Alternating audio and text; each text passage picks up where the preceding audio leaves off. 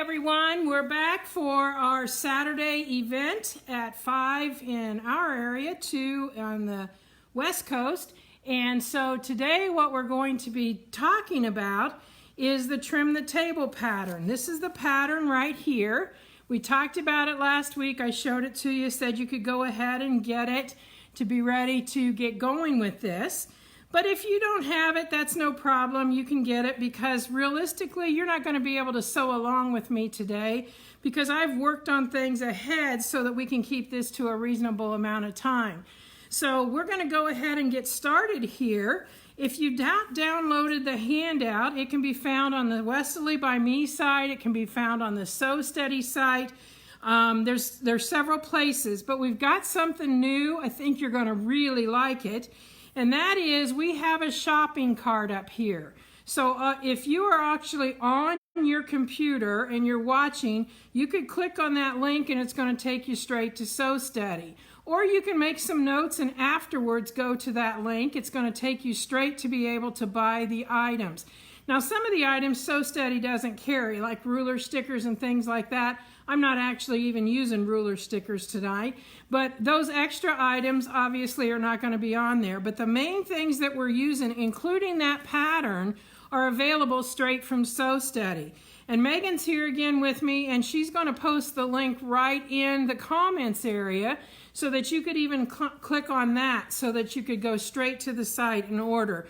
So we're just trying to make it easier for you so that when you see an item, when we're talking about echo guides tonight, you're going to be able to just go right there and order, because sometimes it can be hard to navigate and find exactly what you want when we're talking about it. So that link has been pinned or been added to your stream. It's been added to the stream there so that you can use that link. And like I said, you can make notes and use it afterwards, because all you need to do is pull up this handout, and that's a live link right there so that you can add items to your cart.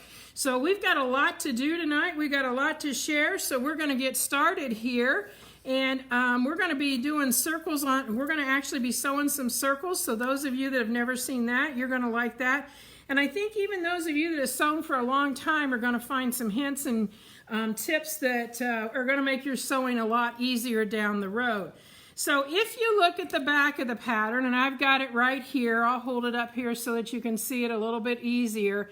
It gives you the requirements for the fabric on the left side, and then over on the right are the cutting requirements.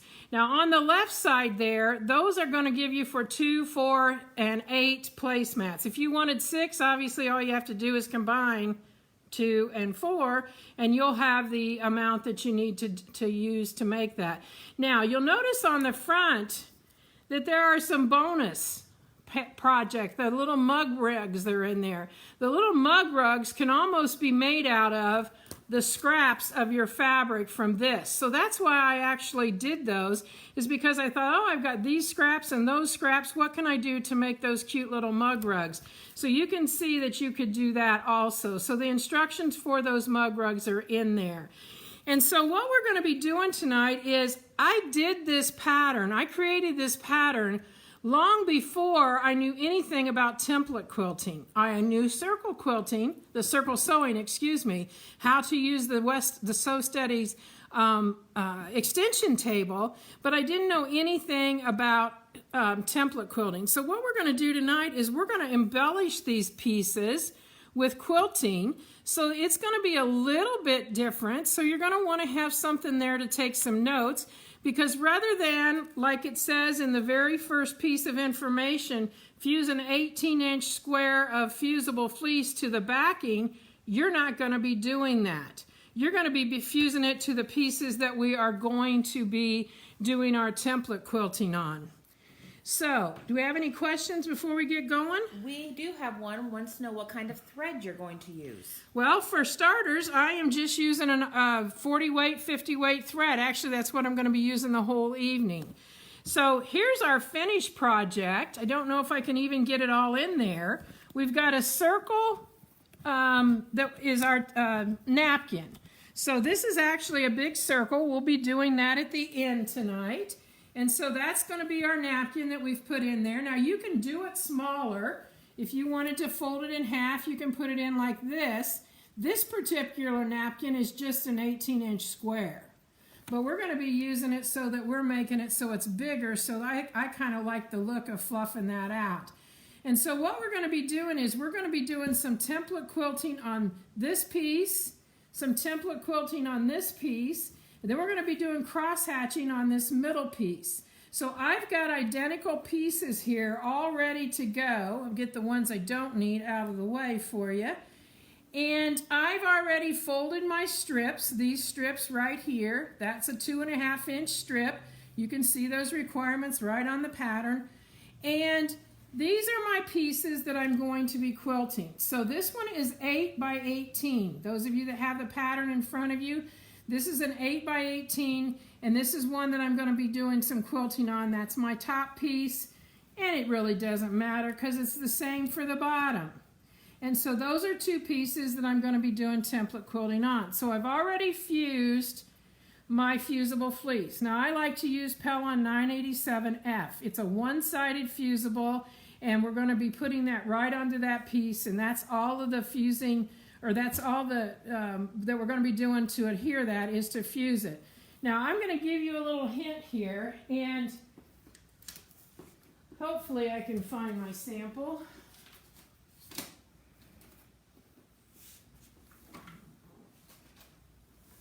When you're using fusibles, this is like Heat and Bond Light right here. And obviously I've talked about the fusible fleece. You run the risk of having this on the wrong side and getting the adhesive on your iron. So if that happens to you, I'm going to tell you how to get that off. So let's say we took our iron and put it on this side of that Heat and Bond, and then all of that Heat and Bond sticky stuff is on the bottom of our iron. I'm not going to put it on mine just to show you, but I am going to tell you how you can get it off. The way you get it off, this is 2 layers of paper towel, one folded on top of another, just to protect your ironing board. And then this is a new dryer sheet. I use Bounce. Any of them that look like this, it's going to be fine. New is the key. This is not you save your old ones, because no, we need the stuff that's on the new ones to get the stuff off of the iron.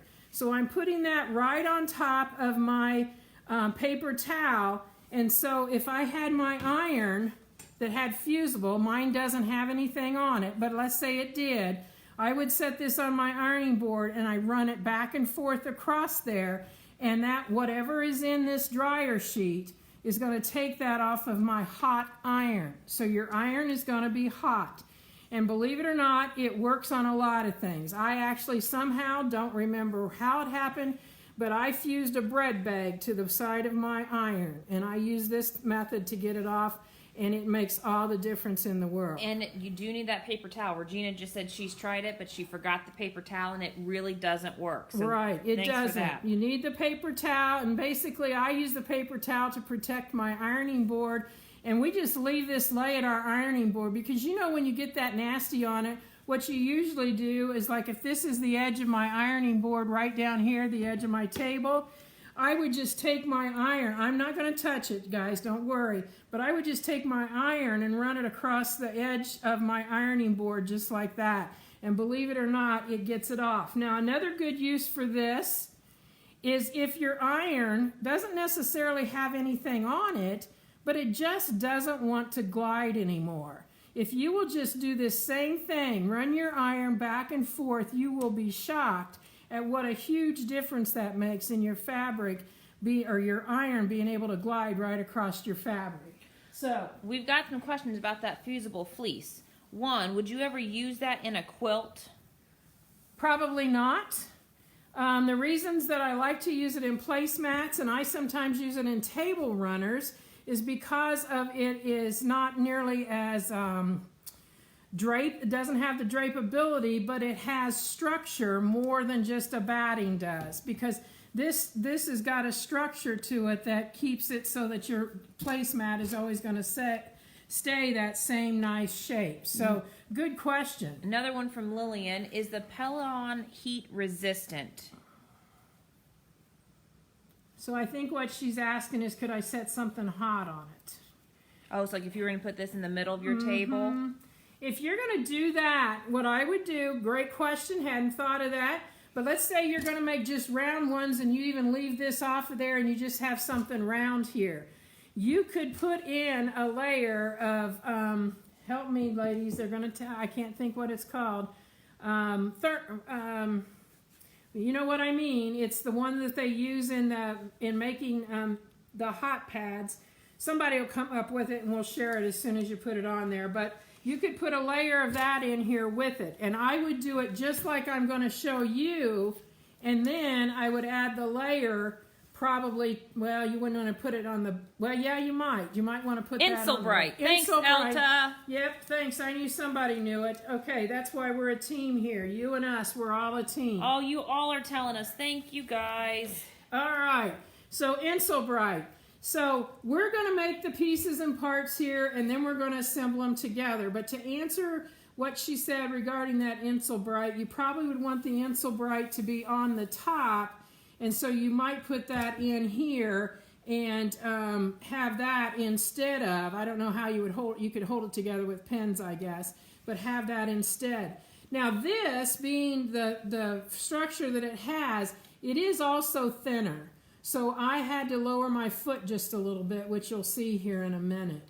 Could you wash it afterwards? That's the next question. Once this is on, can you wash the...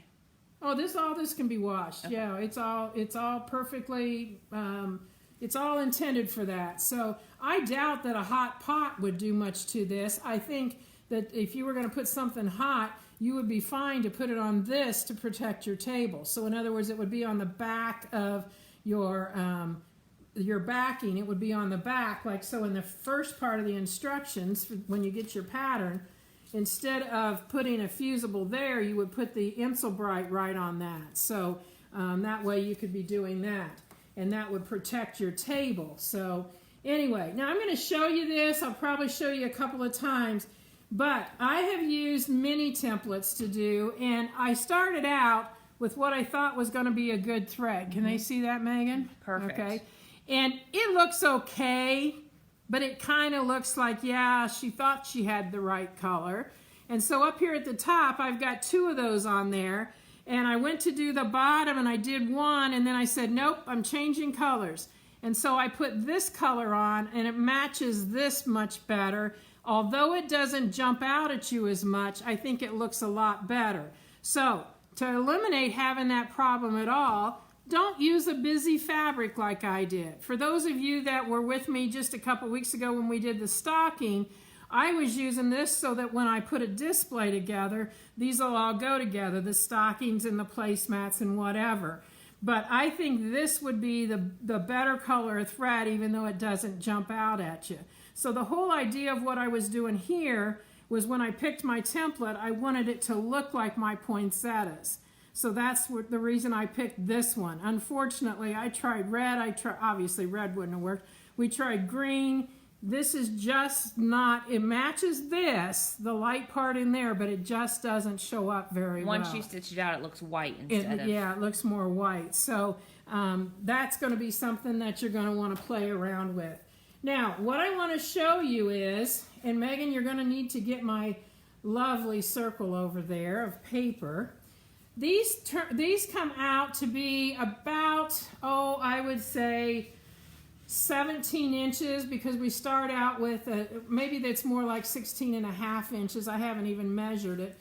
But what I did was I put this was on a square of paper, and those of you that have been following know that instead of putting the tack up through the paper, I just taped the tack on here, and I used the outer rim tool. So the outer rim tool you'll need to add to your order, because I hadn't gotten to that point when I submitted what I was going to be doing so they could make up our cart there. So this is the outer rim tool. Those of you that have been with me know that we've used this in our star making and that kind of thing. But what we're going to be using is this hole down here. So this hole down here, we put the 18 that's up here in the top, we put that on this point, and then the pencil out here. Are we in the screen? Yep. And the pencil out here in order to draw our 18-inch circle. So basically, we were just using this as a compass, And what I did that for was because when I take my other piece like this, it's clear over there, It walked away. I place those so that the top, and like this distance from the bottom of this piece to the top of that piece is 18 inches. And I laid this on here. And the reason I did this, gals and guys, is because I didn't want to do any more embellishment than I needed to. So I don't want to work out in this area. So what I did was I laid that on there like that. And I need to do it to show you. And I just took my chalk in this case and roughed it right around there so that I knew my area to embellish. And I'm just going to come over here. And we had a good question from, I think it's Bia. I hope I said that right. On your tool here, these arrows are not already on there. No, those arrows aren't on there. You want to give me the black again? This tool is awesome for measuring and all kinds of things, but those of you that have been with me know what I do here.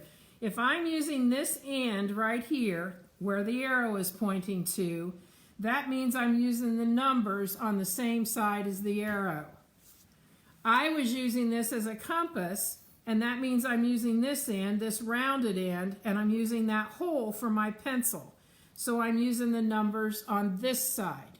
So if you think about it, if I want an 18-inch circle, the radius is 9 inches. So if I were to measure from this hole to that hole, it's going to be 9 inches, and it's going to make an 18-inch circle. So the reason I have the arrows, and most of those, give me some love, you guys, if it makes sense to you. Those of that have followed me through these and using it, the arrows save you from sitting here looking at the tool going, which side do I use? What numbers are for what?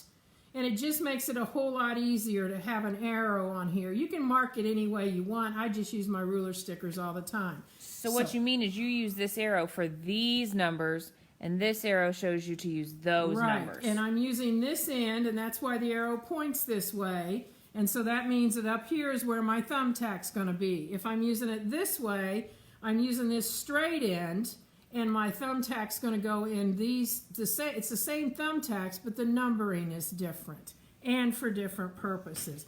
But it's called the outer rim tool, and I will tell you, I had this for a long time, and I finally sat down and made myself figure it out, and now I use it all the time. Just like when I was doing this. I mean, it was like Megan actually did this. I said, Megan, put it in the 18 and draw a circle. And there's a hole right there, just like there would be if you were, had something you put a pencil in, and that's all she did is draw that circle. So hopefully that's a little bit of an explanation. I would keep that thing right with my pattern so that the next time I didn't have to worry with it. Now oops, Megan, I need it again. I'm sorry. I'm turning it around this time, and I'm going to set this here on my edges. And I'm going to, again, I'm just giving it so I know where I am going to be decorating or embellishing. So we're just going to I even use the outer rim tool to help with this process as well. Right. You could actually do it this way. You wouldn't even have to draw your circle if you didn't want to. I think it'd be a little difficult, but whatever. So that doesn't look like a circle, but it's not. It's kind of like a cool placemat, though. This might be the beginnings of a new placemat. Well, we'll leave that for later. This is going to be put up this way, and we are going to make the piece that goes down the center, and that's what we're going to do first, and this is the way this is going to be. Now, I want to tell you a couple options because there's no way I can show and illustrate all of this, but I can give you the ideas here.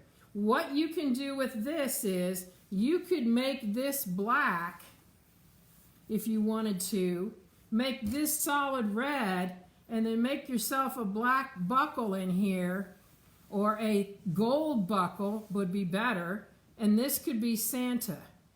So this placemat looks like Santa's middle here, and so you've got just something that you wouldn't put that top part on. You'd have a circle placemat, but it would look like the middle of Santa, because this would be his belt. You'd have a gold buckle, and all of that. That buckle could be applique or whatever. So just some ideas for what you can do. Now what we're going to be doing here, I actually wanted to eliminate some bulk. So this piece that's actually, I cut it a 1/2 inch less than what the instructions say. The piece is actually what it says in the instructions, but my fleece is a 1/2 inch less so that I'm leaving my 1/4 inch on either side. So I've already fused that in place. I need to just find the center. Let's not make this difficult. We don't need to measure. I just fold it in half. There's my center. So what I'm going to do is I'm going to take my, well, there it is. I'm going to take my marker because I've put 2 layers of Starch Savvy or Best Press on this, so I can mark all I want and it's not going to leave anything. And tell them what marker you're using. I am using the Frixon markers. I would use a fine line. I'm using the one that gives a larger spot because I need for you to see it. But when it's just me and my machine, I just use the fine line Frixon markers. Do not use the pens. Those are not, the metal tip doesn't work well on the fabric. Now, for those of you that are new with us and haven't heard all of this, trust me, I know there's all the stories about it coming back when it gets in the freezer because that's where we all store our quilts. And I know the stories about it ghosting and all of that. I have none of those problems because I treated this with a starch alternative. I use Starch Savvy. You can use whatever you want. Best Press works fine. But if you're using, this is the Starch Savvy. If you're using Best Press, make sure you put it in a mister bottle because the mister bottles are what are going to give you that nice fine spray. This sprayer gives you that fine spray, but we have these bottles that are the mister bottles, and this has got Best Press in this particular one, and this is going to give you a fine spray so it covers all over. And trust me, if you want to discuss, I'm saying that discuss instead of argue, whether this works or not, then you just need to try it and make sure that you have your facts all together because I know there's a whole bunch of people out there. We could go on, but if you want to see about a 6-minute video on this, go to my website, All Things Quilting and Sewing with Donelle McAdams, and I have gotten one on there that we show you all of this, plus we timed it out and put it in the freezer and we brought it back, and so you can see that the lines didn't come back. So if the lines for some chance were to come back, all you got to do is spray it with water and press it and it's gone. So I don't have any issues. So that's all we're going to talk about on that. Next, what I'm going to do Do you need to make any more lines? I plan to do that right now. Oh, okay. So the next thing I'm going to do is I need to make this so I've got my perfect diagonals. So what I'm going to do is I am going to lay this on there so that I am putting right here at the bottom. You can see I've got the edge. I hope I've got this in the sights. I've got the straight line right there. And the only 2 lines that I need are this one and this one. That's the only 2 lines.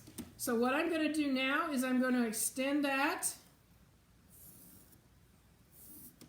And I'm going to extend this one. Now, I like to have it so when my project is finished, everything is like centered. I mean, somebody says, why do you have to have a center? Just because some of us are just like that. You could actually do that anywhere and still get diagonal lines like that. But to do what we're going to do, that's all we need. Now, I already have my machine threaded up, and I have red thread on it. It is a 40 weight thread. And do you have that same in the bobbin? I have the same thread in the bobbin, yes. And so what I want to show you is, all I need is a straight edge. Now, I could use my little 6-inch, it's in the blue bag, Megan. I could use my little 6-inch arc and use that and not, have any problems with it. But guess what? In some places, it's just not long enough. So I like to use something that I can get across there one time, if at all possible. So this happens to be a product of mine. You can get it on my website. And I am going to use that because I can put the stable tape on the back, and now I've got something that spans the whole area. So we're coming to the sewing machine here. Give me just a moment. And I will give you a hint. I am going to be doing what I call stitching in the margin, because this is going to get stitched 3/8 of an inch away. I have a 3/8 inch margin all the way around.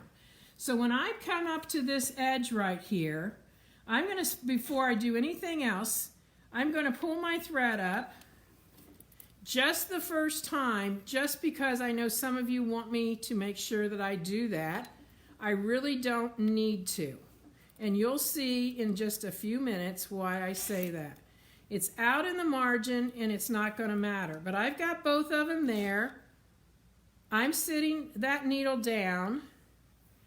And now those of you that were with us, I don't know whether it was last week or a couple of weeks ago, I explained to you the fact that if your ruler foot is not exactly a 1/2 inch from side to side, then when I use my spacing gauge, this isn't going to be right. But my foot is an exact 1/2 inch. And all I have to do is use my spacing gauge to measure, and now I've got this an exact 1/4 of an inch away. So, are we in the vision here of the... Yes, Jenny is asking, do you go right to the edge or within a 1/4 of an inch of your edge? I'm right on the very edge. I'm just inside the edge there to pull up my thread, is I'm sure what she's meaning, right? I think so. Okay, and I'm going to show you the hints with this, you guys. So what I'm going to do is I'm going to stitch down to here, but not off of my fabric. And then I'm going to turn. So I'm coming down.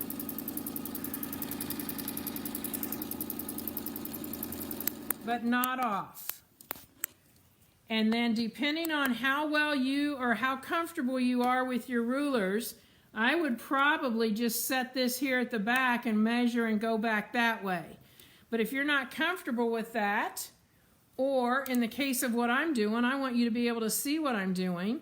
I'm going to take like 1 stitch over to get it right in line there, because that's in that margin. I'm going to line this up, and I could tell when I stitched that I need to go down just a little bit. Hang on here. While you're doing that, I want to say thanks to Susan. She told us that our volume was off, and you're right, it was a little low, so I should have gotten it fixed by now. Thanks for telling us. Well, I don't know what happened here. It says raise the needle bar. Raise the needle. Okay, so if you've ever had this happen, this is called the kamikaze approach. For some reason, I've given my machine mixed signals, and I'm not going to sit here and try and figure out what those mixed signals were. I'm just going to let it correct itself. So hopefully we can do that now. There we can. You see that came right up. Everybody's happy. And so what I'm going to do is I'm going to go in and get my machine set again, because it was not low enough, and I need to lower it just a bit. So now we should be good.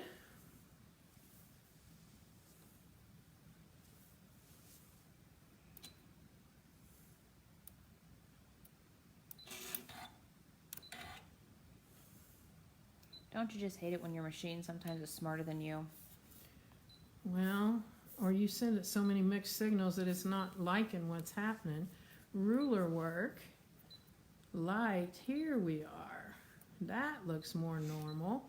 All right, so now my needle has pulled the thread up. It's not broke or anything, so all I have to do is make sure I'm my 1/4 of an inch.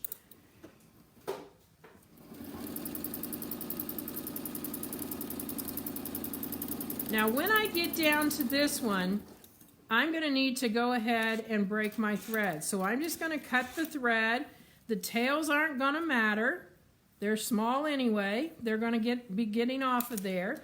But now is when I use my Echo guides. And I'm using the one that is 3/4 of an inch because of the size of what I'm doing. Echo guides fit onto the foot. Now, if your foot is not a true 1/4 of an inch, it's not going to fit on there. But what I do is, and I was going to leave this black under here so you can see, I actually take my thread, and when I can read my number, I take the thread and put it through what is called the expansion slot. So that's an expansion slot there. I'm going to slide it underneath my foot, and all I do is set my foot down, and it picks up my echo guide. So now I don't have to use numbers and measure. I could have used this ruler with all of these, and I could have measured over a 1/2 inch on this. So I use the first line, the second line's the 1/2 inch line. And then I could have put my foot up there, and obviously it's a 1/4 of an inch from the edge, so I would have had 3/4 of an inch. But with an echo guide, and you can do that, but with the echo guide, I don't have to do all of that. I simply put the echo guide lined up with the line. I'm going to put my needle down, and I'm going to put my ruler right on that line. In a few minutes it'll be on stitching, and then I'm just going to stitch, following my echo guide. When I get down here, I'm not going off of my fabric. I'm simply going to turn this, and look there. It's ready to go again. Now if it's not, if I need to correct that a little bit, all I'm going to do is in what I call dance to the next spot. I'm just going to move 1 stitch or whatever. I'm going to line this back up. I don't have to use anything because I have a line stitched. You can probably tell by the sound of my voice, I was leaning back there to look to see if I have it straight. I stop right on that edge. Now here's a little trick of mine. If you're not sure and you want to make sure you stay right on that fabric, just take this so your ruler is parallel to the edge and go along there like that. And now I'm ready to come back this direction.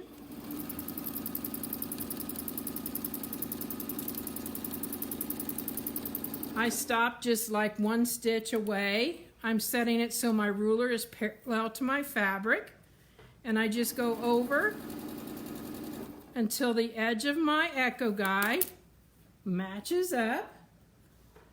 And probably some of you out there can give us a thumbs up saying, never thought about doing that. Or give us some love if you've done it and love it. Yeah, and you love it. So you can see I'm getting these 3/4 of an inch apart lines very easily, and I'm just not having to cut my threads because I'm out there in the edge. Now I'm at the corner, but you can see I'm not completely to the corner. So what I'm going to do is I'm just going to come diagonally just a smidge. Oh, I wish you could see all the love and likes that are coming in. Oh, that's great. And so now I'm coming down to this spot, and now I'm ready to come across and back down to the bottom. So I've made that turn, so to speak. I stop here. I set this straight. I come up until that spot lines up. And we're going to go back this direction.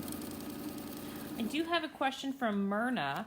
What tells you that your foot is high or low enough? When you were talking to your machine, how do you know when your foot is high or low enough? Well, when it's not low enough, it tends to kind of bring your fabric back up a little bit with every stitch. You'll know because it just doesn't feel smooth. And that's a great question because this is a thinner batting than we're normally used to. If you're setting your foot up, like if it's a regular Westalee foot, this happens to be a Janome foot, and it has settings for this. But if you were setting your foot up, you would, in the setup process, because I have you leave it loose and you set it down, you would have understood that feel in that very first process, so that wouldn't have mattered. Now, Kate asked a great question. Do all of those echo guides fit all of the Westalee feet? They fit all the Westalee feet, yes. These echo guides are designed for Westalee feet. And I know that they fit the Janome foot. I know that they fit the Bernina foot. I'm always going to tell you to practice, obviously, first to make sure everything is working right. I know that they do not fit the Viking foot. Now we have a foot for Viking, but Viking has their own foot, and that foot is not quite a true 1/2-inch foot. And so they don't fit. Now I'm going to have to come back there and fix that. It's not going to be a big deal. So I'm just going to do that right now because I had a little bit too nasty scissors that I didn't pick up the right ones. So I'm going to fix this and then I'll come back and tie it in later. Okay. So we're going to go back over because I want to finish this side here.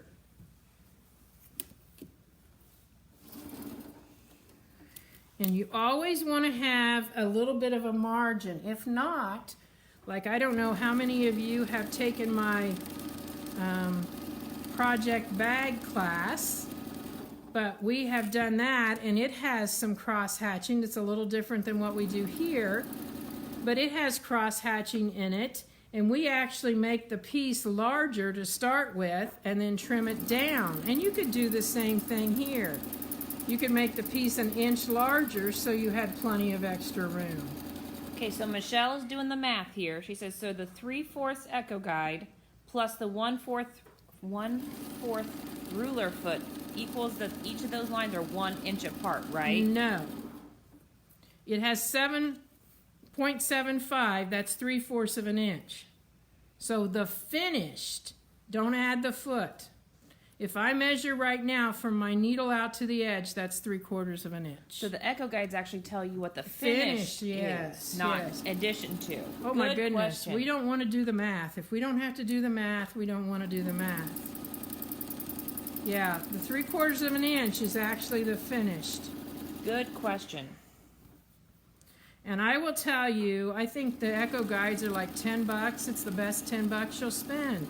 And you'll hear me say that a lot because I think stitching line discs are the great expense, you know, a great expenditure also because they save you so much time and so much stuff that you have to think about is already resolved in that. Now, if you can see right here, I have a little tiny edge. There's not really much worth in doing it, but I'll go ahead just because, and I'm going to go ahead and cut this because now, as you can see, we have got our 2 ends here done, but we've got to fill in this middle. Now, I don't know what happened right there. Those of you that are watching real close, you might have seen it. I just now noticed it. That's kind of wonky. That's okay. Don't sit there and take it out because you're going to see that once we get a few lines going the other way, you're not ever going to notice that. And I know some people that's just like, they would lay awake at night worrying about that. Life is too short. Oh my goodness, this is the first time Bee has ever seen an Echo Guide. We're so excited for you. Oh yeah, because you're going to find out you can do a ton with it. So like right now, I've got my ruler straight, and I'm coming down here. This is the line I just stitched. And so I'm going to put this right along there, and guess what? I was exactly where I needed to be. Now, some of you know that your machine doesn't like to stitch so well in that lower right to upper left position. So that's when we turn it straight. It's now not stitching in that position. The beauty of template quilting, because we are the ones doing the motion. So I'm going to put this here. And the thing that's cool about this, let's say you're making a great big huge bag of some kind. Maybe it's to store your cutting mat or something like that. You don't want to do 3/4 inch quilting. You're probably going to want to do something much larger than that. So I could put my inch Echo Guide on, and then I could use these on my lines, and I could get 2 inches apart. So there's so many things that you can do with the Echo Guides that are still going to be easier than measuring every single one of these. And Ronnie, this is wants to know, what sizes do they come in? They come in, I mean, your foot is 1/4 inch, and then they come 1/2 inch, 3/4, and 1 inch. So when you buy the $10 package, you're only getting 3. You're only getting 3, right. That's the only 3 we have. So I do like to use my ruler here. It just stabilizes everything to get to that next spot. And you can see, are they in a good spot to see, Megan? Oh yeah. Okay. Whoa, I've never seen that happen before. Some of you probably caught it. My Echo Guide did a little dance. It just turned right around my foot there. So now we're starting to make our cross hatching so that it's really coming to life.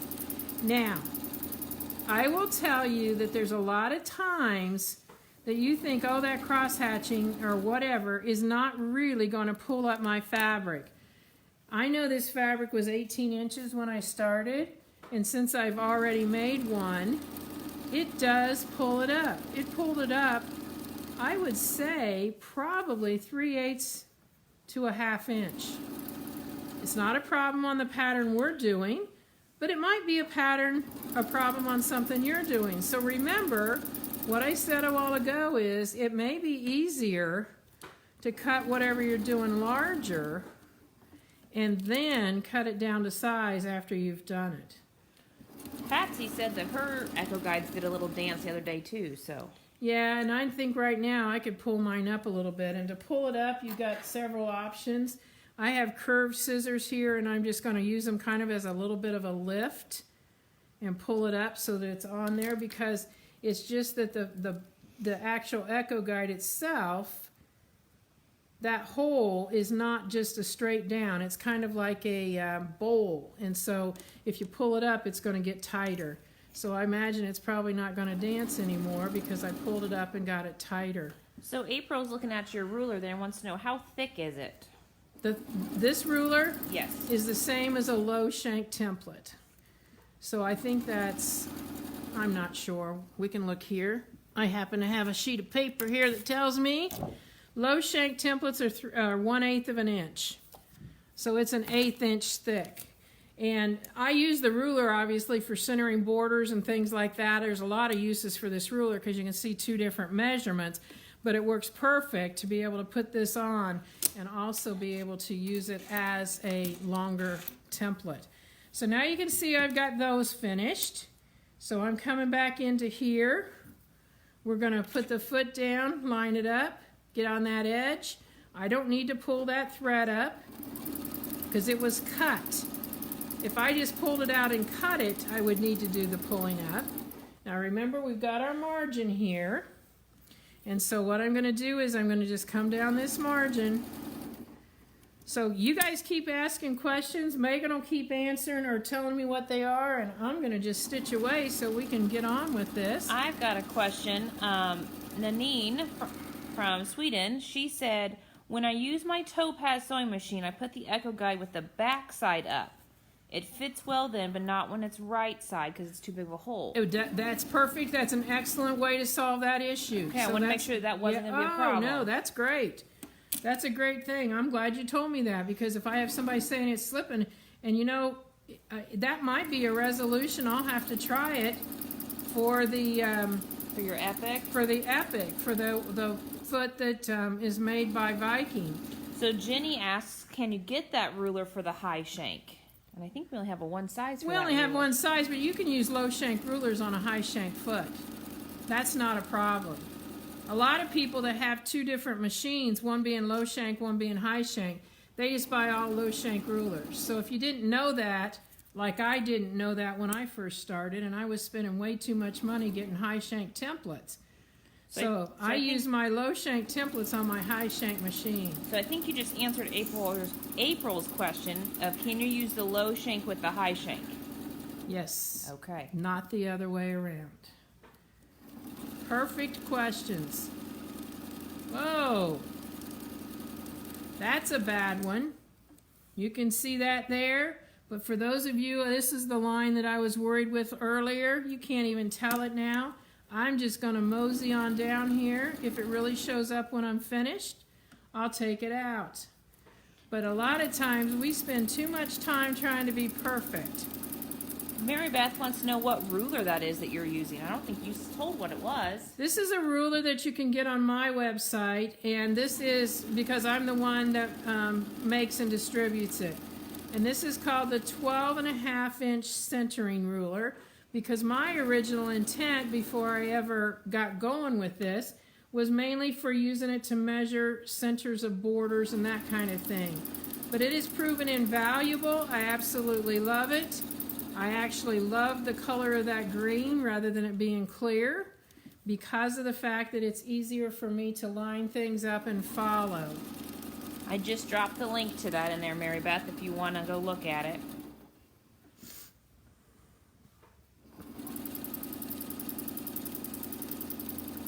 If you like it and you fall in love with it, you need to tell your local quilt store about it, because then they can order it so your friends can get it too.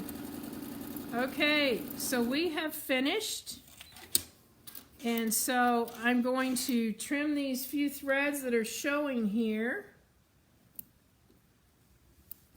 and I'm going to hand this off to Megan because the hot iron's near her, so she can get rid of those for me, and we're going to go on to another piece. Now that piece is not completely finished, but it's close. Now what she was talking about, let me get my black fabric here. What they were talking about, meaning turning it upside down, is this side is a smaller opening than the front side. And that's so that it goes on easier. But what she's saying is if she uses it upside down, now I probably won't be able to get it in there because you can see it's barely in there, because mine is bigger. But for those of you that have the feet that are a little smaller, that would be an excellent, and I'm so happy you shared that because I hadn't thought of that one yet. So here's our piece now that the lines are all pressed off of that, and I'm trying to look at that for that one spot that I really messed up, and You always tell me not to look and point it out. I know, but, I'm just trying to show them that, you don't need to worry about all of those things.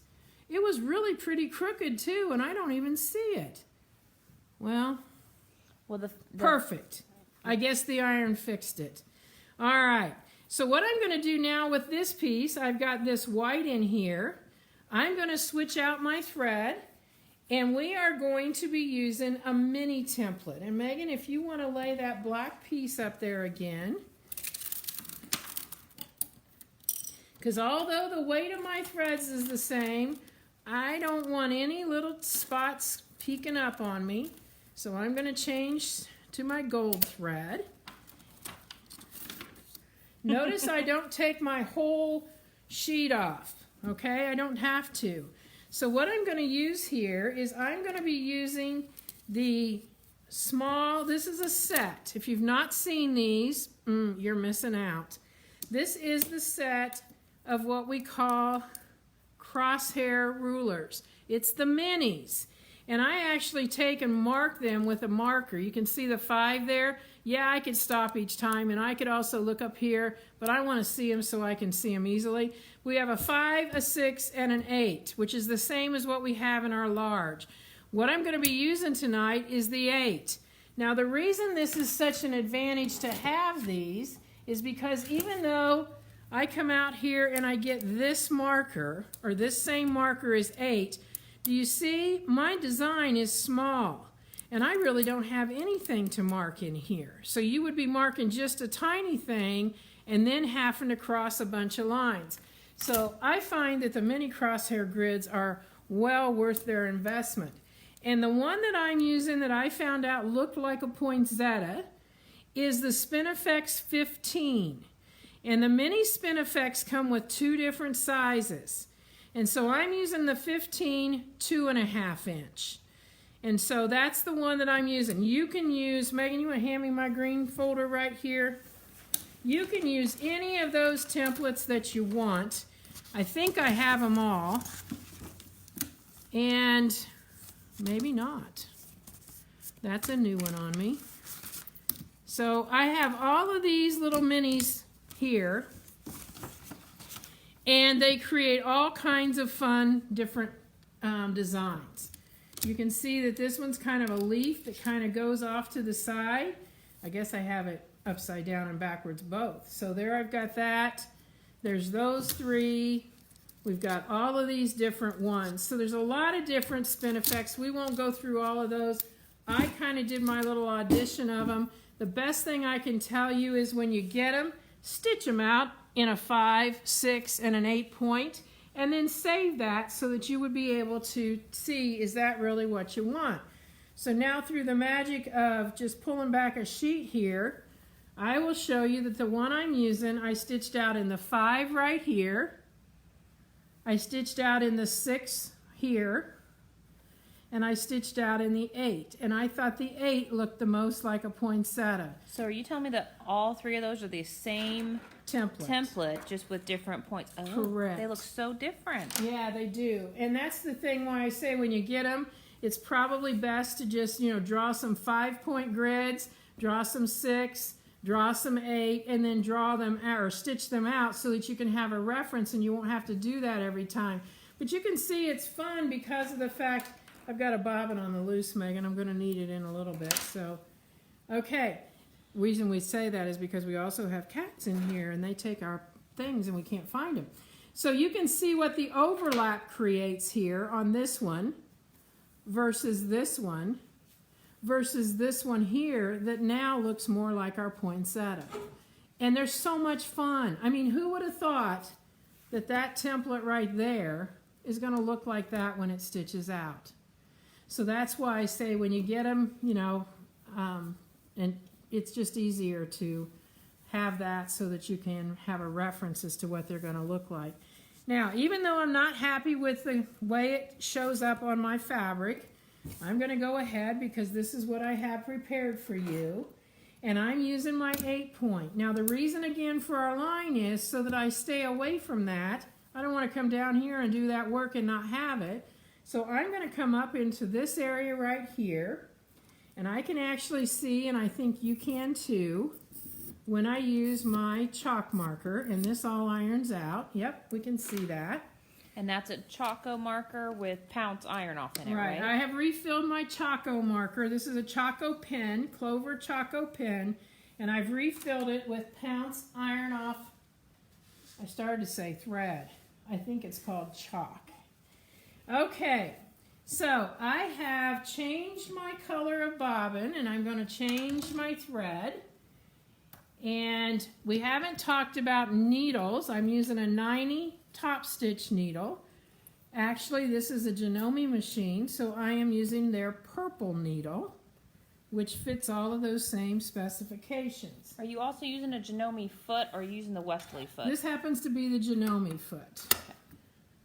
Because this machine has a ruler work setting on it, and ruler work settings are different than free motion.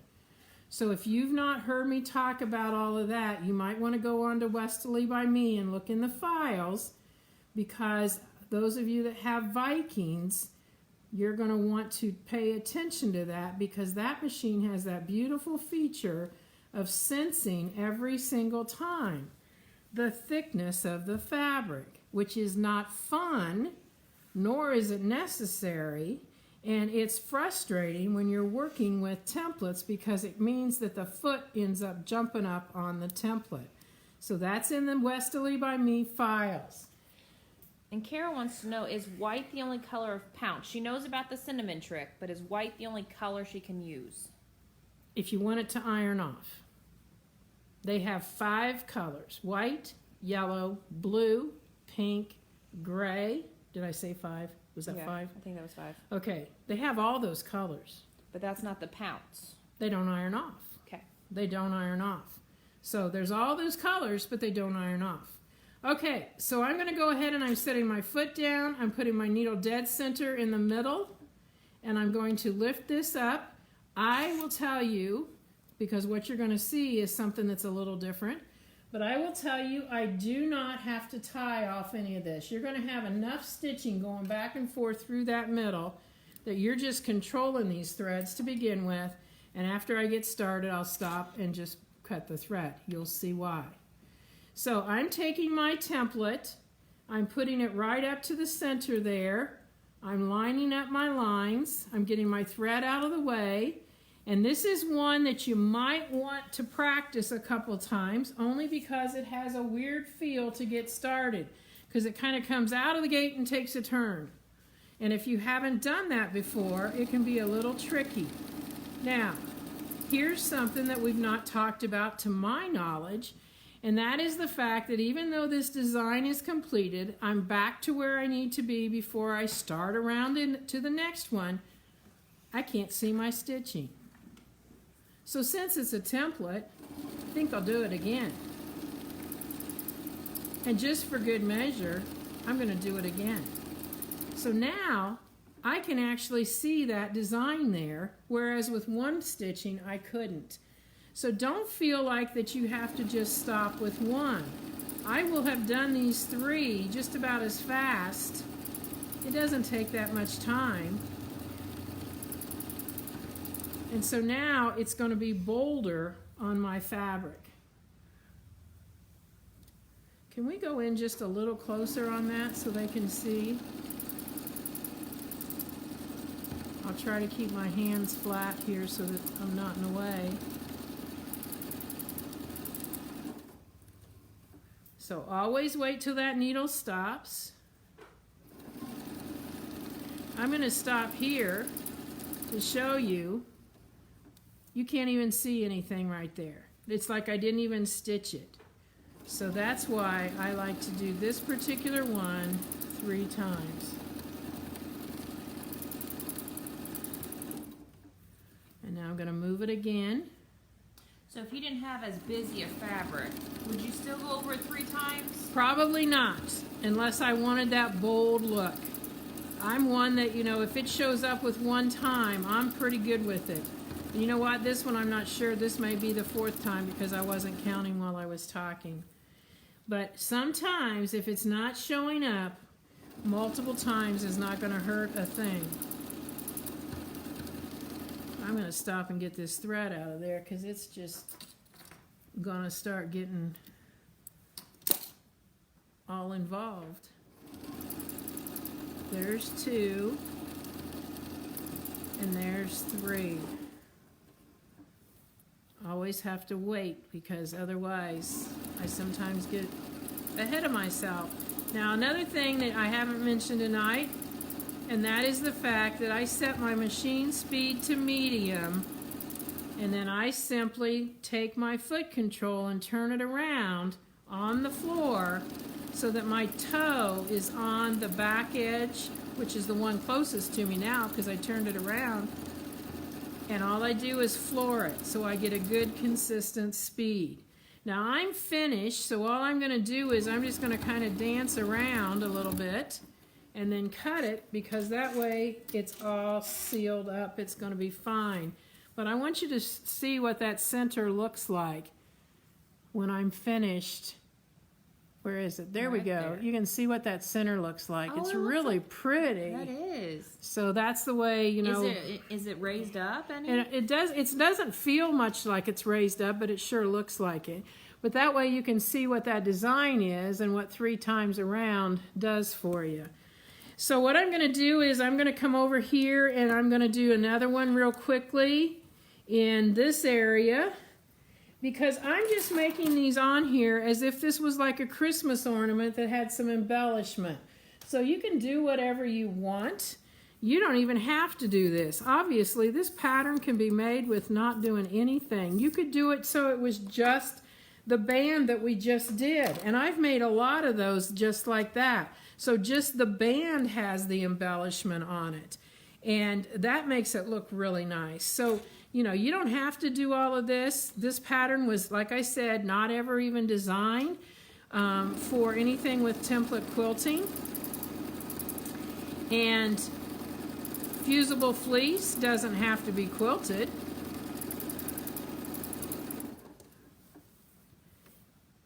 So, any other questions while I'm doing this real quick? I don't think we have any questions yet, but send them in. I don't want to lose you guys just while I'm doing this.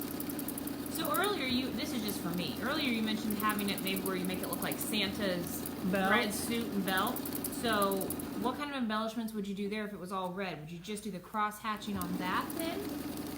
I don't know for sure. You could actually just do straight lines on the piece that I'm doing right now to make it, you know, just a little bit more with stitching. You wouldn't have to do, you could just embellish the belt, and that could be just straight lines too, and it wouldn't need to be a bunch of them.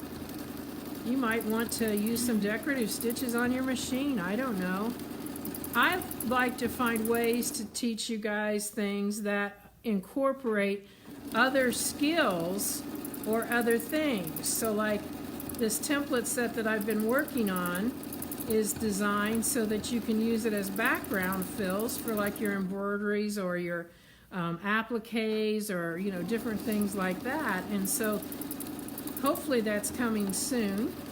So Christine has a question. She says it looks like you're sewing over your cutting mat. So have you explained? Oh, I haven't. Using? Great question, Christine. This is actually my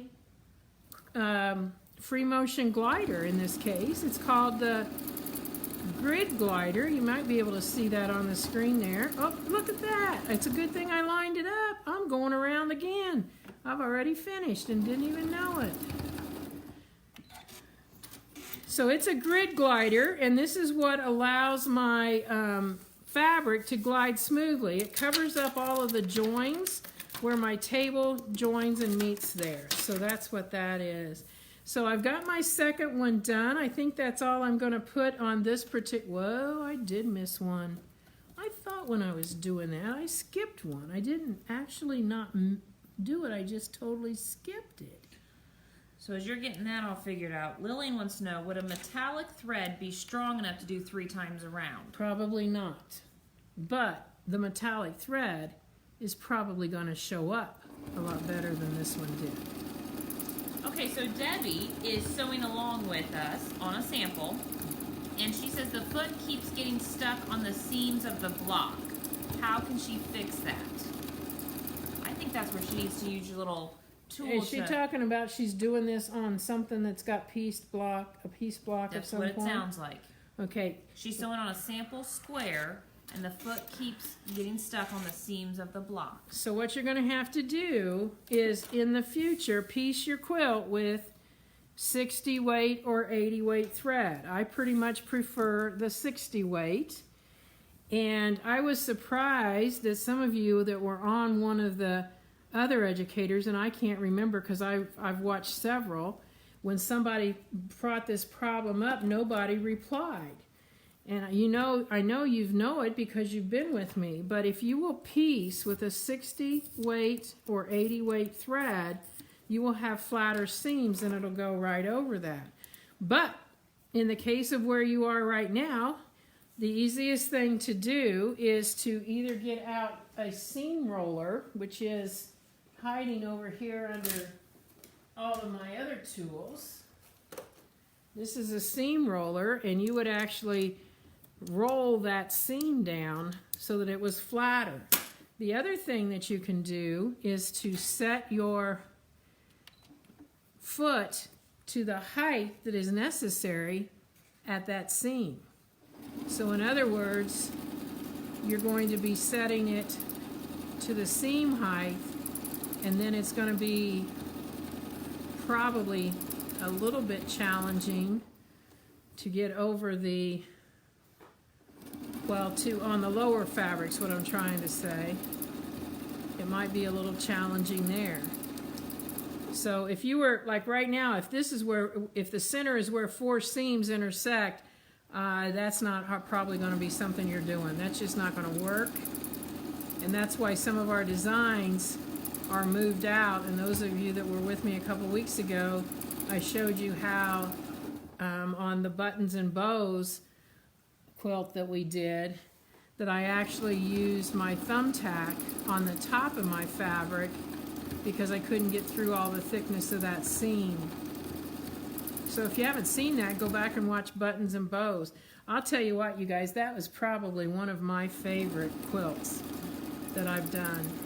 All right, new question coming in from Noelle.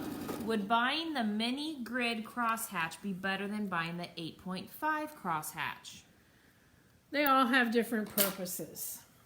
If you wanted to, test that out, that would be a good way to, give it a try to see if it gives you the, what you want. But I actually do love those minis because when I am working in like a cornerstone or, working with some sashing, it's nice to have something that's more the right size rather than that big crosshair square to work with. All right, so we talked a little bit about metallic thread. Julie asks, could you use metallic thread on top and then the regular thread on the bottom? Yes, that's what you would do. You definitely would do that. And the metallic thread, you may have to get a different needle or go to a bigger top stitch needle. So you could either get a Metallica needle, or they're named by different names by different companies, but you would want to get a needle that's designed for metallic thread. Now, I probably should have tried metallic on this. I just didn't do that because I could have used my metallic thread on this one. Now let's see one more real quick here, and then we'll be able to put this little guy together. You ready for another question? Sure. Sharon wants to know, she has 60 weight heirloom thread that she bought to make lace christening gowns. Can she use that for this? I would say probably so. I mean, she's not gonna have a whole lot of colors, I would imagine, but yeah. To do the quilting or do the piecing? Quilting or piecing? I don't know. Let us know, Sharon. Are you going to use that for quilting or the piecing?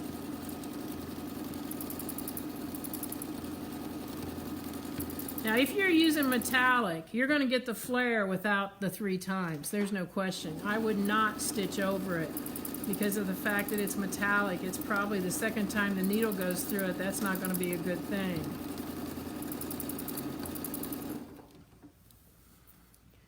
But I will tell you that once you get the hang of this design, it's called muscle memory.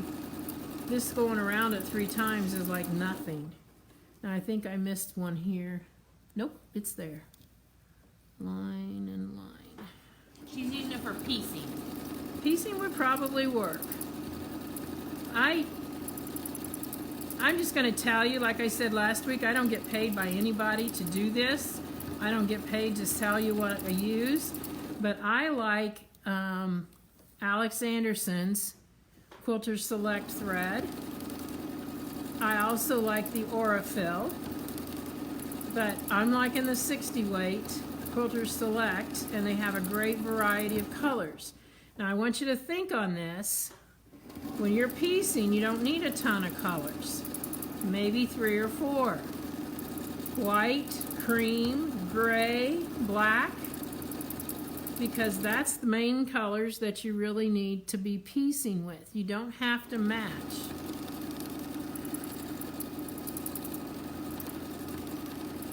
I hope you enjoyed our question and answer last week. I really liked it. I thought it was great to have all of the input from everybody.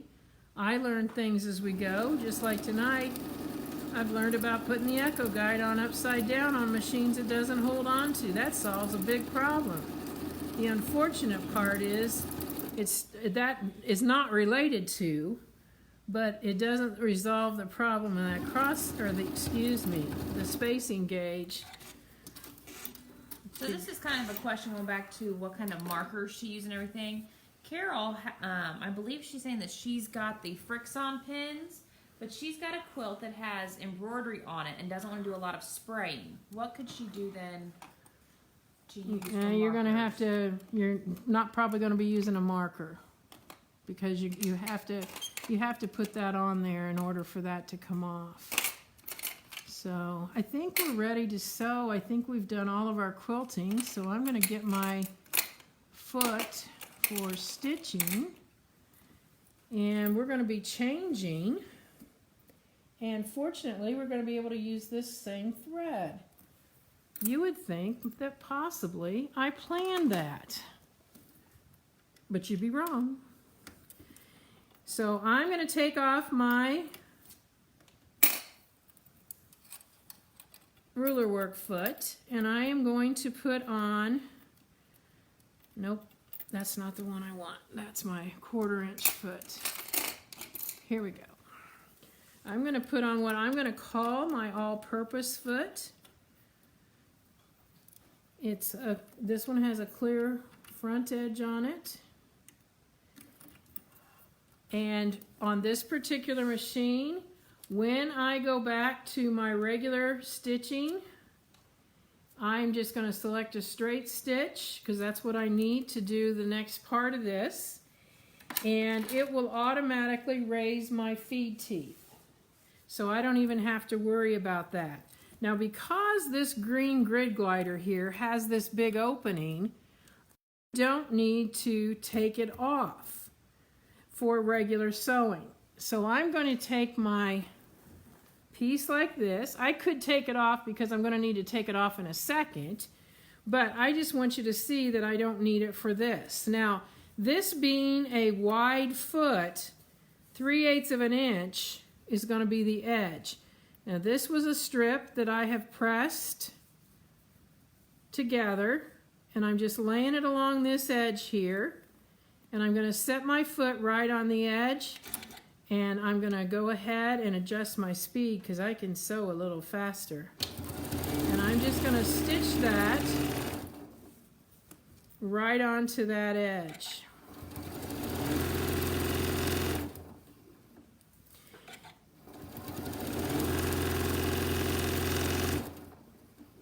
Now, I want to remind you, I'm doing Christmas, but you can do any season you want. I have taken this and I've left off the top piece and I have done an embroidery instead of this. Like you could put welcome on here, or you could put the Smiths or whatever, like your family name on there. You could put happy birthday on there and have a set of placemats that whenever the family member has a birthday, maybe just the family member that's having the birthday has the birthday, or maybe the whole family has the happy birthday. So you can do a lot of things with it. I also have this great idea from Myrna. She says that Christmas is around the corner. Start making your Christmas lists and print off your wishes on your templates and then give them to your family members. Exactly. That is a great idea, Myrna. Now what we're going to do here is this gets pressed out and there's no reason to turn this back. So it's not like I have to lay this and turn this back this way. This can lay right like that. It's not going to hurt anything. If you wanted to turn it back, you can. It won't hurt anything doing that, but you really don't have to. So Megan, you're going to press those out. And I'm going to get the big piece here. We are going to be using our holes in our wish table. Now, if you do not have a wish table, this is the first thing you want on your list, you guys, for Christmas, would be a wish table. I would just tell you it's just wonderful. But maybe you have your machine set in a cabinet. I did too until I got a wish table, and then I said, never going back in that cabinet. It's so much easier to do these things with having this nice big table. But if, for example, you don't, you can get what's called the Circles and Straights tool. And this is also from Sew Steady. So what I would do with this, I'll show you this first so that you can get an idea what this is like. This is a smaller mat that has the numbers. And so what I'm going to do here is I'm going to peel this off. And I am going to lay this up around and match up my lines so that everything works just right. And I know that I want a 17. Now I don't think they can see clear out there, so maybe we can move that out so they can see it. So I'm going to do this one to make my napkin. So this is the 17-inch circle here. My fabric's cut 18 inches square. Now that line that's right there needs to be lined up with that etching. Whoa, go down. On my tool. Is that better? Can they see so. it there? My etching. And so what I'm going to do is I'm going to peel off this backing Did I already take that? No, I didn't. I'm going to peel off this backing, and I'm going to tell you this guy and this are super sticky. This isn't so much, but this is. So I'm not going to press it down on there. I'm just going to sit it down there real lightly, and I need to get the line going across lined up and this line lined up. So I'm just going to put it in place like that. And if you don't mind handing me my pieces that I'm making my napkin out of. Here we go. Now this is something that some of you may, oh, I messed it up big time. I hit the screen. We're good. You just wobbled it. Okay. So what I'm going to do with this is I need to find the center. So I'm just going to fold that in half. And since I've got my little roller out here, I'm going to roll that. And I'm going to fold it in half the other way. And I'm going to roll that. So I'm just going to take this and roll that like so. So now, face up, I take this pin more off, and right there is my thumbtack. So I'm going to put that right on that center. Okay? And now I've got my other one, and I'm going to show you the shortcut to this, is I'm just actually folding this and then folding it again. I hope I'm not too close. I really can't tell what you can see or not, but They see your lovely hands. okay. So I'm pulling this out here, and I've got that so that I've got both of those. So I can go this way, and I can go this way. And I've got that creased in there.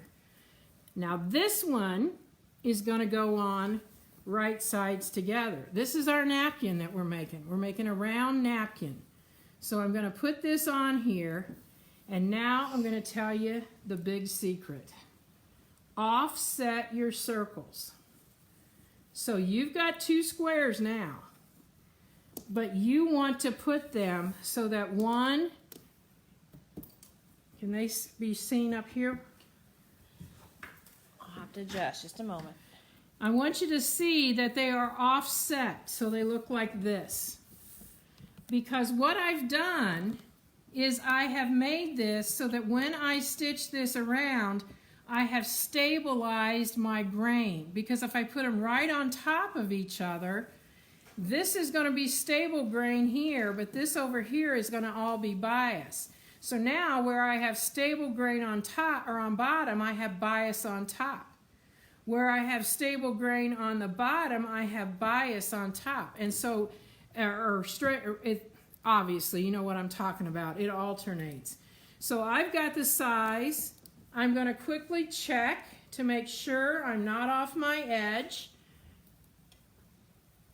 And where I start, I'm going to come right here.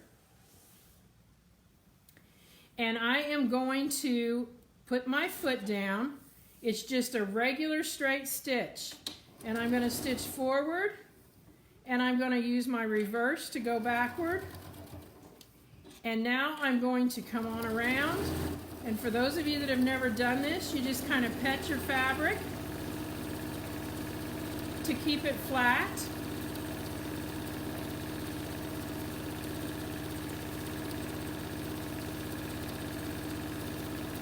So I just keep petting that fabric down flat.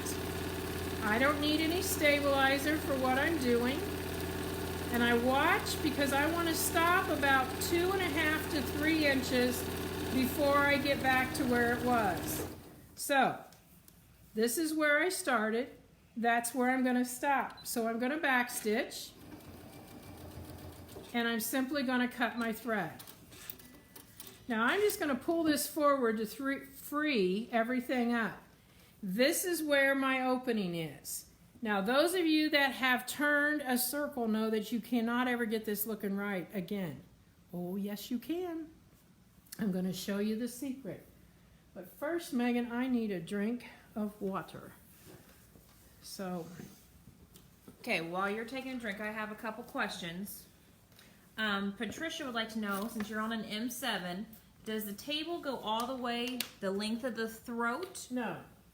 It stops about midway. Okay. But it works perfect for what I'm doing. And then there's another one. Nancy has one, but she says, how do you get your surface low enough to work on when you aren't stretching to reach the work? So closest enough to me? Yeah, she feels like she's stretching, and she says it might just be because she's vertically challenged. Well, here's what I'm going to tell you. Okay, you're absolutely right. I understand that. I like to sew high. Now, that doesn't mean I smoke anything or anything like that. I like to sit high when I sew. And it makes a huge, huge difference. I will tell you it does, because when I was working on getting ready for today, about 2 hours before, I was over on another machine, and I didn't take the particular chair that I like over to that machine. I just used what was there, and I felt like I was in the basement trying to work. So I totally get what you're talking about. So sit a little bit higher, even if that means you have to put your foot control on a little bit of a stool or a ramp or a turned upside down something or other. It will make it so much easier. But I totally understand what you're talking about. So it's a chair issue, most likely. You just want to get so you can sit higher. Yeah, definitely. All right. So what I've done here is there's where I stopped and there's where I've started. I need to complete this. So I'm coming back about 1.5 inches. I'm putting my foot down, and I'm going to a basting stitch. So I'm taking it all the way up to like 5. And all I'm going to do is I'm going to stitch around so that I join that. Now, I got that a little bit bad, so here's what I'm going to do. Good thing to show you. I'm going to come back. Think about it. It's a basting stitch. I didn't pep my fabric very well, so that thread didn't meet up. So I'm going to try this one more time, but since it was a basting stitch, it's no biggie. That's much better. And I'm sewing 1 inch before and 1 inch after. I don't want to be just right in that spot. Now, I don't want to cut this thread because I want those threads so I can pull them out. So I'm going to just pull this out this way, and then I'm going to cut that. Now, I don't know where they got to, Megan, but my lovely purple and pink scissors, my pinking shears, I need those. So you can see that I've got my circle stitched, and I'm going to start something and show you, but then I'm going to let her finish while we go to the other thing. So what we're going to do here is, this is where my opening is, and just because it doesn't matter, there's my opening right there, that part right there. So what I'm going to do is, I encourage you to get yourself a good pair of pinking shears, because you're going to find that when you're doing circle sewing, you want to use those. So I'm going to be cutting just about 1/4 inch away, and what this does is, this allows you to actually be like notching this so it's going to lay flatter. So I'm going to come back, Megan can finish that part, but I'm going to come back and show you what I do in this spot. So when I get to here, right before, I come out a good 1/2 inch, and I'm going to cut that, and then come back in and continue all the way around that. So that after she gets this cut, she's going to get this on the ironing board for us, and she's going to press this down so that because the stitching's in there, it will know what that circle shape is supposed to be. And then she'll turn this back, and that will be pressed that way. And then we'll open it up, and I'll show you a couple of tricks after that. So while she's doing that, I could go ahead and I could use this same setup, but those of you that have the table, I want you to see how it's used. So that's what I'm going to show next. So this clear piece of plastic that was on here is what you're going to put back on that. Otherwise, it's going to stick to anything and everything. So you can see here, even though it's clear, it's in between my fingers, and I'm putting it back on there. And then I'm just going to pull this mat back up. I'm not going to take the time to do all of it because I just lost my mat, but I would put the piece back on it, and then I would store it. So the questions come through, do you prefer the Westalee foot or the Janome ruler foot? If you have a Janome and you have a Janome foot that fits, I would get the Janome foot, because that way it's conducive with all your ruler work settings. And then I believe Patsy asked this question. She just wants to make a tabletop that is a 52-inch circle. How could she best do a tablecloth for that? Could she use our... I think this would be a little bit difficult, Patsy, to be honest. I've done up to 36, but I don't think you could do 52. I think you're going to have to draw that probably out and you know, go from there. And the easy way to draw that out is get yourself a nice big surface and put that thumbtack that I had on the paper, just tape it to your table. So Megan, you want to hand me that just for a second there? So this right here, all I did was take my thumbtack and stick it through the tape. So you could just put this on a regular table. And then all you would need to do would be to put your fabric on top of that, tie a string onto this, and have a pencil on the other end, and you could actually make that nice big circle, and it would be really accurate that way too. I don't think you're going to be, like I said, I've done 36, and I'm glad you asked that, because I hadn't even thought about telling you this. What I do to make a bigger circle is I just pull my table away farther and farther, because what I'm going to be doing is putting this in here, and the farther I pull that away, obviously the bigger the circle I'm going to get. But I don't need to do that for today, so I'm going to put this back up against my machine. And those of you who are not aware, this is a wish table. It has this nice big drawer that stores my parts. This particular piece right here, the needle plate, there are 3 of them that come with this machine. I have the other 2 in here. I have my dual feeder, which they call the AccuFeed for Janome. And then obviously this is my piece that is called a circle sewing tool. Now if you purchased your table before we included the circle sewing tool, or maybe you have a large deluxe table that didn't come with this, this is available separately, and that's on that link. Remember, we told you about a link at the beginning that you can go right to and order after this event, or even right now while we're talking you can order. But this is a circle sewing tool. And today what I'm going to be needing it as far as, it's going to be about a 17-inch. So I need this to be half of that measurement. And so since I don't have my grid glider on here, I can't see that now. So what I'm going to do is I'm going to measure out. And so I need to measure out half of that measurement. So 14, 16, 17 and a half. So it's probably going to be, so it's like right here. I'm going to guess that's going to work. So you'll see what we're doing here in a minute, because I'm just going to go by how big my fabric is. So what I'm going to do is, I'm going to mark that. I've done this before. I got that set up, but I need this space. So I'm just going to mark it like so. That'll come right off of there. And so what I need is my big piece. I'm trying not to get my shoulder in the camera space here, you guys. I've already folded it and creased it. So right there's the center. So that being the center, I am going to get the bottom. Actually, I need my centerpiece first. The one I stitched. Megan's got it all pressed for us right here. And so this is going to go across the center. And so I'm not even going to take the time to cut off those extras because they're not going to matter. But I'll do it this way so you guys can see it better. Right here is my center. Right there. And so I just need to get this centered on there, and we'll go north and south instead of east and west, and now we'll make it this way.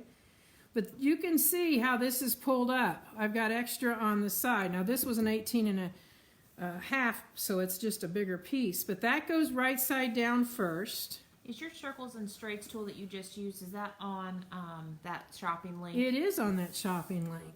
It certainly is. So I'm going to lay this on this way. You can see that it overlaps. And I'm going to put a pin with the head out this direction. That'll mean something later. So I'm going to come down here and I'm going to put this pin in this end so that it comes out this direction. and I'm rotating this around, and I'm going to find out which way this goes, and it goes this way. And I'm laying that down, and you can see it overlaps, and my pins are going out.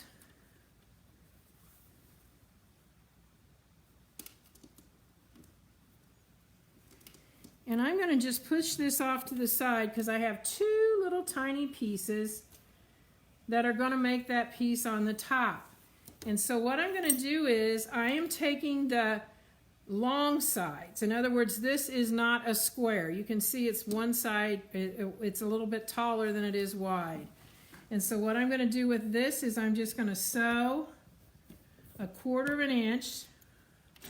And I'm not going to take the time to change my foot. I want to set it back from my basting.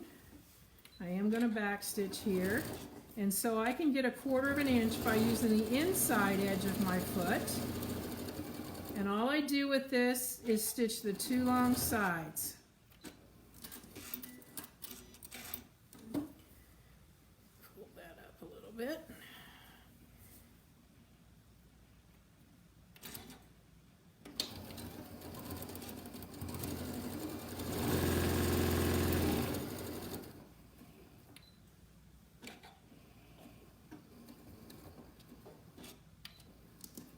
Oops.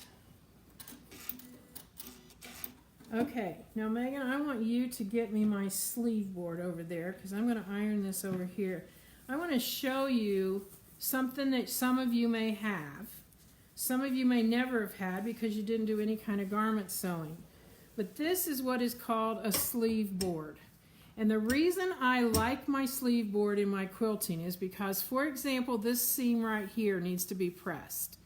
Now, in the case of this, I could probably get it on my sleeve board, but in most cases, it's not the situation. Or if you're wanting to press between rows that you've joined together, you want that to lay over each side because we don't want to set an iron on here and crease this here. So what I'm going to do is I am going to set this so it's like almost to the center, and you can see my edges are off there. So when you want to hand me my little mini over here, okay, don't let it fall on my arm and burn me. All right, so I'm just going to press that. And then I'm going to flip it over, and I'm going to do the same thing on this side. And no matter how big or how small my iron was, because of these edges, I don't get creases in it. So now I need to come back, and I'm going to crease this side. I'm going to do a left-handed ironing because I like for those things to be right on the edge so that it's like what we call rolled out. And I'm going to flip this over, and you can see how this is nice and flat.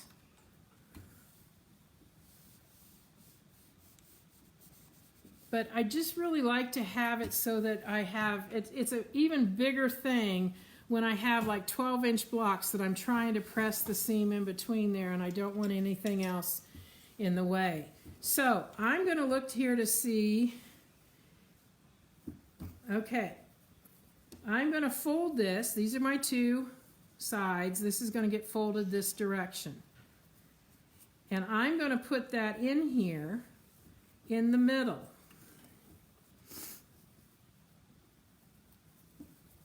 So I'm checking to see where that's going to need to go to catch when it comes around. And this looks to be like right where we want it. So I am going to put a pin there. Now I like to stitch this so that the fleece side is down. So that's why I took all that time to get that all like I wanted it. And now I'm going to take this and put it underneath there, and I need to hold that layer, and it's not going to really move. But right there, that went in all too easy. I've never had it go in quite that easy, so this is a pretty smart piece. And all I'm going to do is go back underneath there, and I should pull this back so you can see it.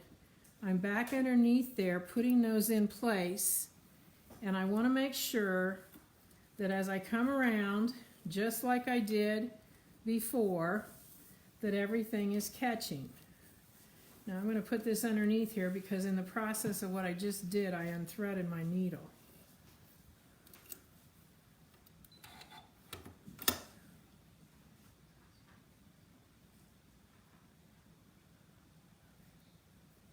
So I'm going to put my needle or my foot up, and I can see that I need to come in closer. So what I'm going to do here is I'm going to simply put this on so this doesn't come off. That's a pin more. Now I can pick this up and I can move it. And I want to see, am I catching everything? Ooh, that's close there. Let's come in just a little bit more.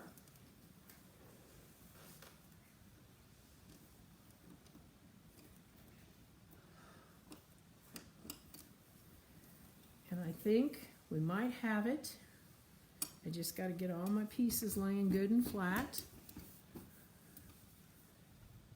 Everything's cool here. Let's go all the way around to the other side. Nope, not there. So now I'm just going to move this over a little bit because the center is obviously not the center side to side.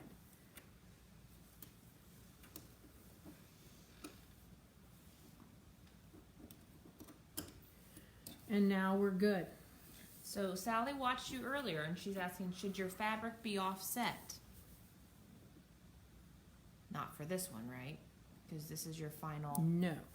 This is does not need to be stabilized because I've got fleece fused to it. I see what you're saying. Okay. So now, my pins are right here. Remember I put them on the outside? I do not like to stitch over pins. Foot's down. I've got a regular straight stitch. Everything is in place, and I'm going to be petting this fabric again. So I'm going to start. Here comes the pin. I take the pin out. This is even easier because of the fact that I've got that fleece down. You can see everything just wants to lay nice and flat. So we're coming up on that little topper piece, and I've put a pin in there also.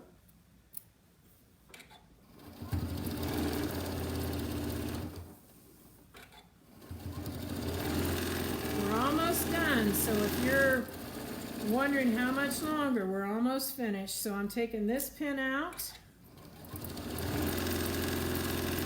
So Lillian asked, is that why you marked your table so you knew where to place your metal pin? Right, but I still moved it a couple of times. I moved it back in because I wanted to make sure I had it in the right place. So we're almost back to start. There's no way that you could sew a perfect circle, even if you tried and drew it. And that just makes it so easy. I'm back stitching. I'm going to cut my thread. And because this one has the layers on it, the overlaps, I don't have to worry. So while I'm finishing up, Megan's going to cut that all out. It's so nice to have a lovely assistant. I'm the sewing fairy. She's a sewing fairy. And so when you store your circle sewing tool, store it in the piece of cardboard that it came with. She's given me the symbol for scissors, which I never had. She did. Oh. So I don't know. Found them. So this is the tool that I'm using here. It's by Famore, and some of you may have an older version of it. I can remember when I talked to them at Famore and said, I need this tool that's not made anymore. And they said, we're on it. And so this is my first version of it. It's a loop and tube turner. You may not have seen this before. No, this did not come out of an operating room. But the newer one looks like this, and it's even nicer because the grip is better. And this little hole right there allows the point to go in there so it actually secures. So this is like a point turner. So those of you that remember back when we made shirts or blouses that had pointed collars and you couldn't get that point turned out, this is perfect for that. But I also use it for dealing with my turning circles, because here's what, Megan's already pressed that back. Doesn't that look beautiful? She did such a good job. It's all pressed nice and ready to go. And all I'm going to do is come in and say, hey, I'm taking that out of there, so I'm finding my seam ripper, and I'm going to get the edge to get it started. Hopefully I can find it. There it is. And I can just... Do you want me to turn it as well? Yeah, go. No, I don't. Okay. So what I'm going to do is I'm going to just pull this basting thread out, get the other side of this, and what I like to do is I'm just going to go right in here, and I'm going clear to the other side. And when I get over there to the other side, I'm hooking that sucker in there, and I'm just going back on this on that circle. And so that way, I don't have to leave quite as big an opening because I don't have to get my hand in there. And I can get that whole thing turned out very easily. And because I've already creased that where it's at, all Megan's going to need to do is go ahead and press around that outer edge. Then we're going to top stitch. No hand sewing here, girls. The top stitching is going to catch that edge. So I'm going to hand it to her. You can see now I've got this turned through. There's that nice little, look how perfect that's going to lay right back on itself. So she's going to go ahead. You know how like cooking shows, they put their food in, later it's done? That's kind of what we're doing That's kind of what we're doing. And I will tell you that I know what she's going to do. She's going to get the point turner and run that right around there. Because the opposite end of a point turner is a creaser. And so once you've got this in your hand, you can just take this like this and just go right around there. And that, even though it looks like it's gathering up over here, it's still pressing that out. So I'm going to let her do that. Oh, she says she already has one over at the ironing board because we just did this earlier. So this is what this looks like. It's all cut, 1/4 of an inch away. And so all we have to do, oh, Megan, you're going to have to come stabilize. We've got a dancing iPad. So all I'm doing is turning it all. And the last thing is the little banner that goes across here.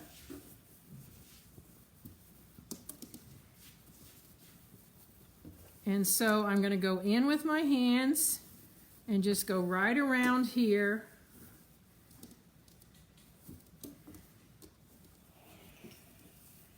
And now all I have to do is she's going to press that edge.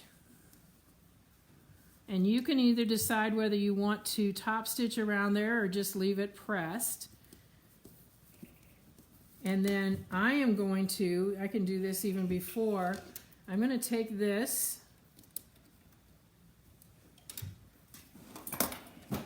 I'm going to set it underneath here.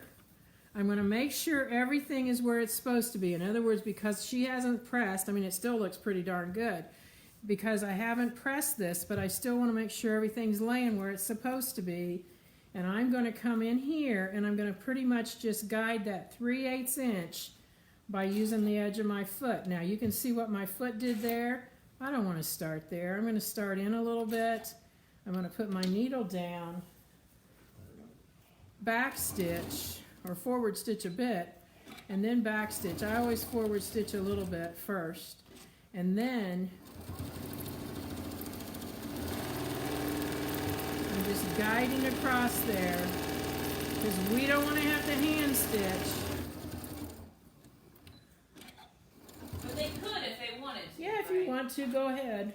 Most of you are like me. Nope, let's get on with this show. We don't want to hand stitch. And then the extra thread cut on the back, I'm going to cut that off. Now, I also just, I'm so sorry, you guys. I just gave you a little bit of a bounce again.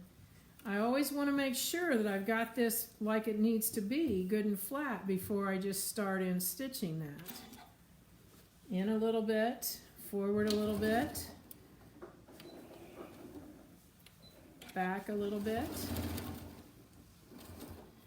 and we're going to come forward. Now as soon as I get up to where my hands are, I'm going to come in here and make sure everything's good and flat.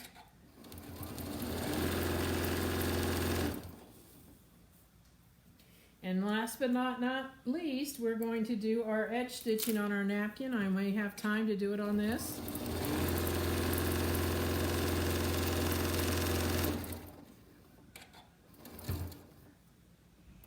Jenny wants to know, do you not use a walking foot when sewing with batting? I've never had the need to when I'm sewing with fusible fleece. Haven't had any issues with that. Now, I am going to show you something because I don't want a million calls on it. Because this is a straight piece right here and we didn't cut it to shape, this is not going to lay perfectly flat. But if you think about an ornament, it doesn't either. And when we put that napkin in there, it's going to take that up that space. So when I'm doing this, okay, that's not going to lay perfectly flat until I pull it up like that. The reason I'm saying that is my next step here is to do an edge stitch on this. And so I'm going to get the foot out that has a little rudder on the side. I'm going to drop this foot off and I'm going to put that little foot on that has it. Now most of you have a foot that's like this. And if you don't, next best, maybe better, is to use your blind hem foot because that will work also. Now Megan, I'm going to let you take this over here and give it just a little press on that edge while I'm doing this. And so we got to figure out here where, okay, that looks like that might be where it's at. I'm certainly not going to start stitching exactly where that is, but I'm going to come over here, put this foot down, and now I'm going to adjust my position of my needle so that it's over to the right. Can you see my needle moving to the right? And I'm going to take it over there as far as I can, and I am going to stitch right around this edge. And because I've got this little rudder here, I really don't even have to look at what I'm doing. It'll just be right beside that edge.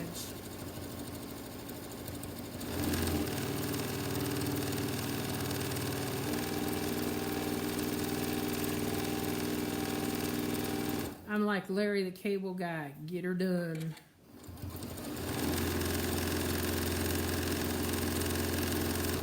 Now here we come back to where we started.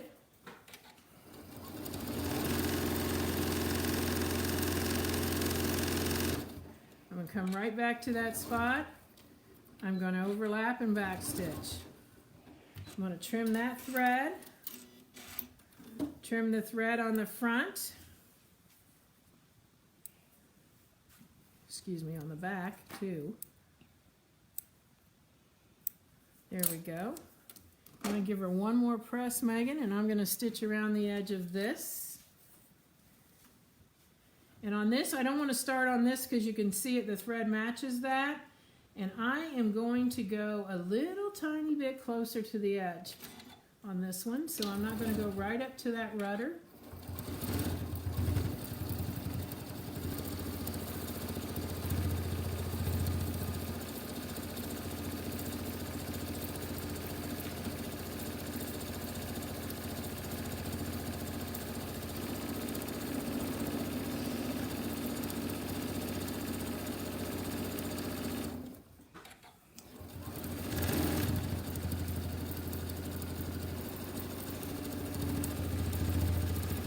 For those of you that are asking, this will be it is being recorded and will be available on the Sew Steady site after the lesson has concluded. And how long is it on there for? A month or? I don't know how long. There's still some up there from March, so they're up there for quite a while. And what I want to tell you guys is, I encourage you, if you're, maybe you just quilt, that's all you do, sewing, projects and stuff, maybe you're just starting to branch out into projects, learn the things that your machine will do for you to make your life easier. Because although I'm flying around there, it's still a perfect measurement. You can see right there. And the reason for that, where am I supposed to go? Up, okay. Up. Now they can see it. Okay. You can see how smooth that is, and that's because I've learned what my feet are for. I know what feet on my machine make it easier. So as soon as Megan presses this is going to be a completed project. I'm going to show you how to fold this. You're just going to take it and fold it in half, like so. And then I just folded this down in like thirds.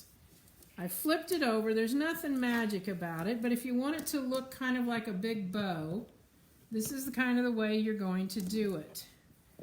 And so both of those sides look like that. This is going to be your center. And so what I'm going to do is I'm going to take this and I'm going to stuff it through here.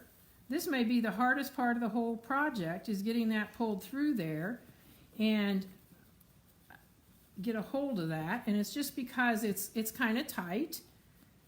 And I kind of have fat hands. So let's get her in there.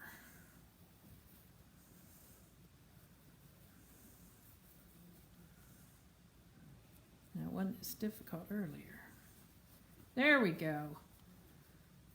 But because I've kind of fan folded it, even though it's a circle, I kind of fan folded it, it's now going to stay that way so that it's going to give you more of that bow effect once it's in there.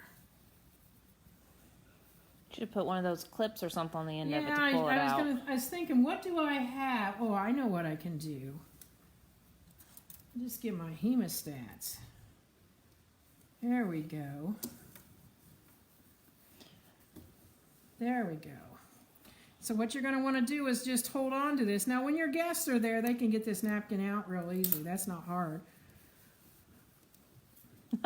Some of them are saying you need your hemostats or your bodkin, or you're all got it. Yep, tube turner. Hemostats.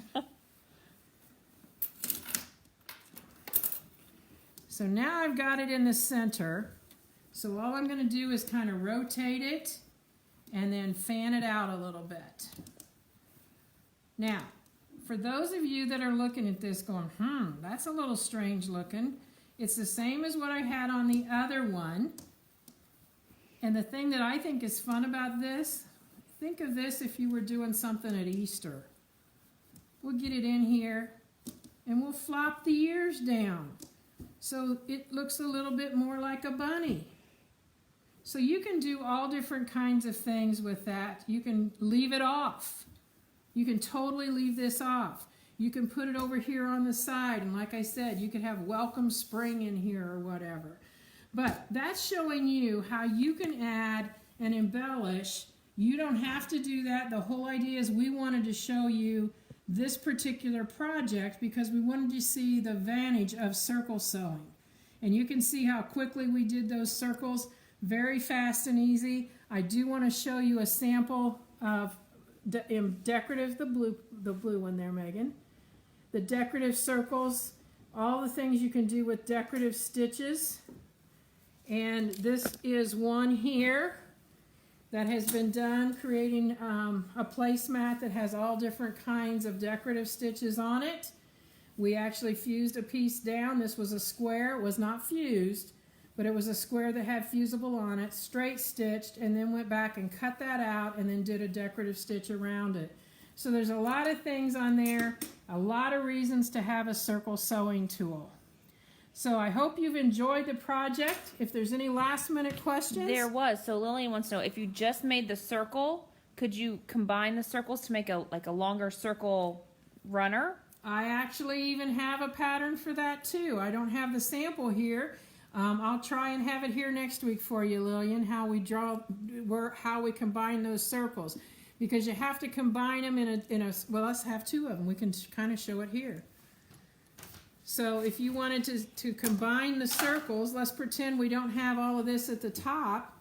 We could take this, we would take these this way, and we could straight stitch along here. Now what I'm going to do to show you how this is, I'm just going to put some pins in here. If you're just making one row, I've actually made quilts this way, which is another project I can show you. But if you're just making one row, you can stitch this together anywhere. But if you're making it so you're joining rows, you have to have a specific, and I have that formula figured out. But the way this would be right here, I'm going to take this foot off because it keeps hitting me. So what the way this would be right here would be, then this would lay back like this. So that's how you can join those to make the circles, and then you have this kind of football shape here in between, and you would have just straight stitched here, and that joins this out, and then you could decorative stitch.